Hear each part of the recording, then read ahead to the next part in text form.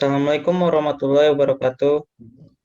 Waalaikumsalam warahmatullahi wabarakatuh. Di sini kami akan mempresentasikan hasil kerja kami, yaitu pengadaan barang dan jasa untuk keperluan sekolah. Di sini kami beranggotakan Rahmat, NIM 133, Vito, NIM 136, Isna NIM 152, Beta NIM 183, Ragil Melinia NIM 188, Ivan NIM 189, dan saya sendiri NIM 195. Untuk selanjutnya ada gambaran umum yang akan dijelaskan oleh teman saya. Untuk gambaran umum, sistem aplikasi pengadaan barang dan jasa untuk keperluan sekolah ini merupakan platform yang berisikan penjual dan calon pembeli yang berfokus pada penjualan barang jasa di bidang keperluan sekolah seperti jual beli keperluan alat tulis, jual beli keperluan seragam sekolah, pengadaan jasa pengajar les, dan sebagainya yang berhubungan dengan keperluan sekolah. Pengguna aplikasi ini adalah penjual barang jasa untuk keperluan sekolah, calon pembeli atau pelanggan, serta pengunjung yang hanya melihat informasi tanpa melakukan transaksi. Pembeli berinteraksi dengan sistem untuk melakukan pemesanan maupun melihat informasi. Penjual berinteraksi dengan sistem untuk melakukan pengelolaan barang dan jasa. Next. Aplikasi ini terdiri dari menu utama, menu login, menu daftar, menu pencarian, menu produk, serta memiliki fitur edit, tambah, dan hapus produk untuk penjual, lihat keranjang, dan lihat barang terjual untuk penjual. Pada aplikasi ini juga akan menampilkan produk terbaru dari penjual. Selain itu, pada aplikasi ini juga akan dilengkapi dengan fitur pemesanan, sehingga pembeli tidak kesulitan dalam memesan produk. Database yang digunakan yaitu DB Commerce, yang memiliki 5 tabel, yaitu tabel user, pembeli, penjual, produk, transaksi, yang dibuat menggunakan SQL Yoke.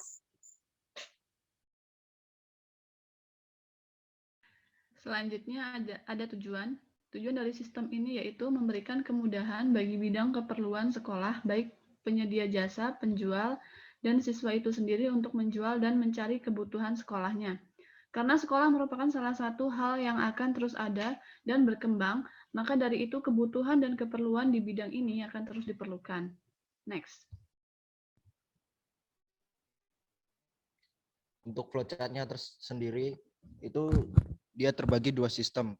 Dua sistem dalam artian user dapat melihat produknya tanpa melakukan transaksi atau cuma dapat melihat barang-barang tersebut. Dan kedua yaitu sistem jika user ingin membeli, kita nanti bisa didirect ke sistem harus login terlebih dahulu. Setelah kita login, kita dapat ke menu utama, melakukan pemesanan. Setelah melakukan pemesanan, kita bisa melihat detail barang yang kita pesan dan selesai.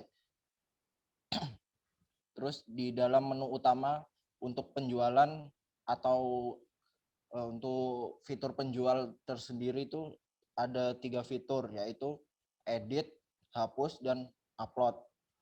Untuk edit sendiri yaitu edit produk, sedangkan hapus itu adalah hapus produk.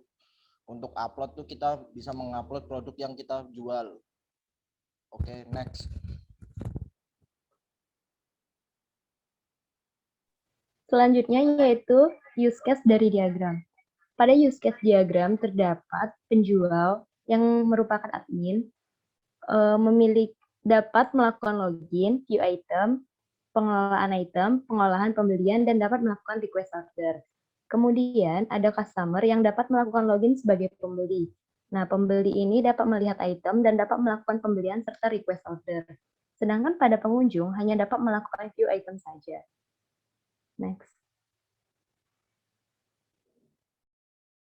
Assalamualaikum warahmatullahi wabarakatuh. Di sini saya akan menjelaskan tentang program yang telah kami buat. Langsung saja kita masuk ke aplikasinya. Di sini di halaman utamanya ada login dan kita ada menu untuk sign up atau daftar. Kita bisa daftar.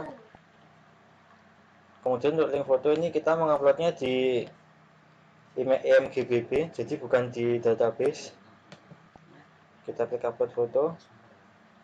Nanti untuk upload foto kita hanya perlu untuk mengunggah gambar di sini. Di sini saya akan memakai gambar yang sudah ada saja biar cepat. Misalkan kita akan memakai gambar ini. kita klik, kemudian kita pilih tautan langsung,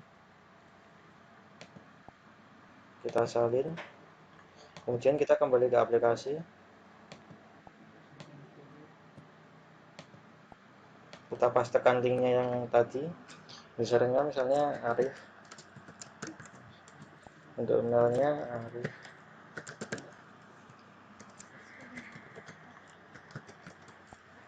kemudian untuk passwordnya 12345, nomor HP-nya, untuk levelnya kita isikan pembeli, lalu kita sync up. Setelah sudah, kita coba dengan akun yang baru kita buat tadi, kita sync in kan. Di sini dapat dilihat nama pembelinya, nama usernya muncul, lalu levelnya tadi, kemudian ID usernya. Di sini kita akan mencontohkan, kemudian kita akan mencoba login menggunakan akun yang sudah ada. Misal saya login dengan akun Vito, ini 1345. Di sini bisa dilihat nama usernya, level, kemudian ID-nya. Kita coba untuk membeli salah satu barang, masukkan ke keranjang, yes. Kemudian ID usernya kita masukkan, ID produknya,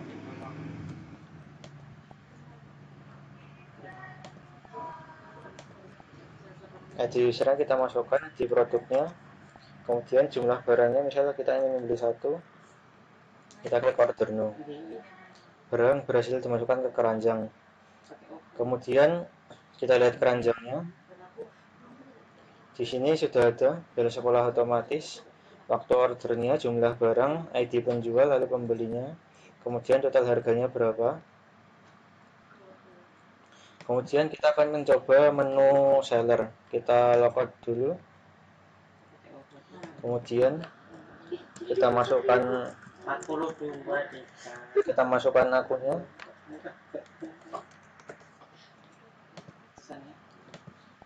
Ini tampilan sellernya. Ini produknya. Coba kita tambahkan produk.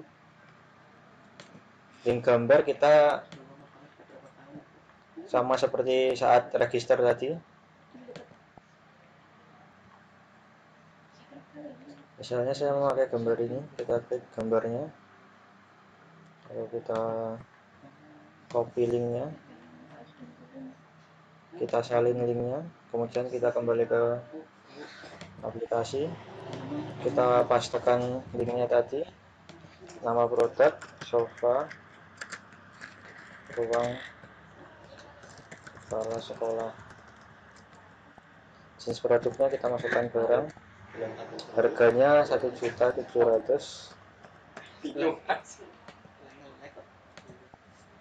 ID user penjualnya tadi ada 4, kita add produk,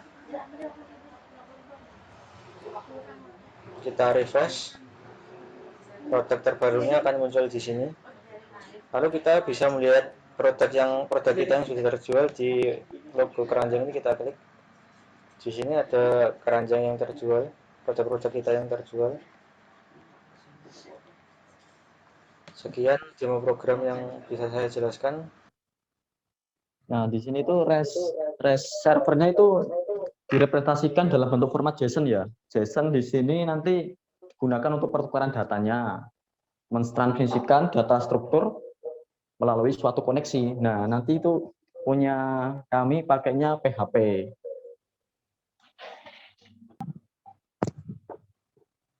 Nah, yang pertama ini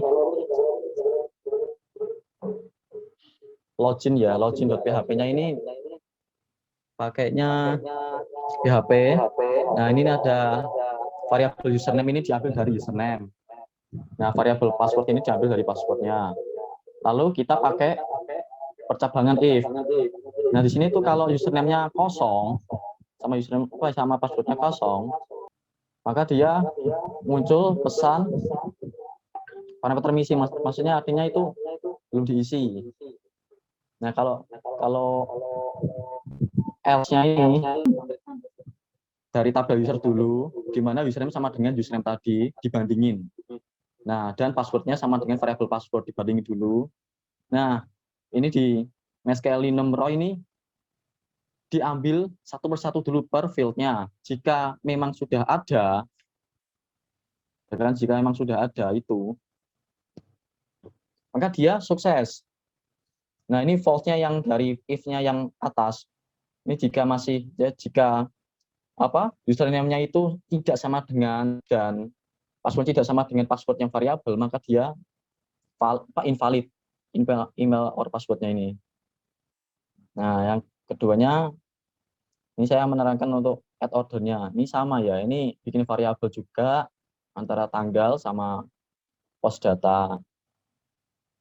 Sama ini ID user, produk user, ID produk, variabel jumlah. Nah, ini diambil dari ID usernya di request ini. Ini kita ngambil dari sini. Ini kita kan bikin variabel ini buat nampung nilainya ini. Nah, nilai ini nanti diambil dari yang dimasukin tadi. Nah, ini kalau misal mau masukin, ini kan di if itu dipecah bagi dulu. Nah, kalau misal ID user ini kosong, sama kayak password lagi. Or ID produknya ini kosong, or jumlahnya ini kosong, maka dia sama aja nggak bisa masukin, soalnya kan masih kosong. Nah, else-nya ini kita bikin variabel dulu buat nampilin semua tabel transaksinya dulu, ya kan? Di mana ID transaksi ini sama dengan ID transaksinya. Nah, ini nanti di nomor lagi biar bisa diambil satu persatu field-nya. Jika memang sudah ada, maka dia transaksinya udah ada transaksi ini. Ini kenapa kok ada ini? Maksudnya takutnya ada kayak data yang duplikat itu, ada data yang sama. Nah, kalau emang ini belum ada, bisa masuk di insert into ke tabel transaksi ini. Yang value-nya ini diambil dari variabel tadi di atas. Nah, ini yang dalam kurung ini yang tag user, ID produk ini dari database-nya. Yang sekian dari penjelasan dari beberapa file PHP kami. Saya kembaliin sama moderator. Ya, di sini saya akan menjelaskan tentang database-nya. Di dalam database kami ada 3 tabel, yaitu tabel produk, transaksi, dan user. Di dalam tabel produk, yaitu ada ID produk sebagai ID-nya, ada nama produk, jenis produk, harga, ID user, dan image untuk menambahkan gambar. Di dalam tabel transaksi, yaitu ada ID transaksi, ID user, ID produk, tanggal, dan jumlah. Di dalam ID ada ID user, username, password, nomor HP, email, level, dan image. Level ini untuk membedakan login sebagai pembeli dan penjual. Lanjut ke kesimpulan dan saran. Kami dapatkan yaitu sistem mampu menampilkan data admin, data pembeli, dan data produk. Sistem dapat mempermudah admin untuk menambah, edit, upload, dan hapus produk. Sistem dapat mempermudah admin dan pembeli dalam melakukan transaksi penjualan produk. Sistem mampu memberi dan mengubah hak akses sesuai keinginan admin. Saran, sistem ini belum memiliki fitur pembayaran secara payment. Saran bagi penelitian selanjutnya untuk menambahkan fitur pembayaran secara payment. Sistem baru bisa digunakan dalam satu wilayah. Kedepannya sistem bisa dikembangkan supaya bisa diakses banyak wilayah. Terima kasih. Sekian presentasi dari kelompok kami. Ada kurang lebihnya mohon maaf. Untuk pertanyaan bisa ditinggalkan di kolom komentar. Kami tutup. Wassalamualaikum warahmatullahi wabarakatuh.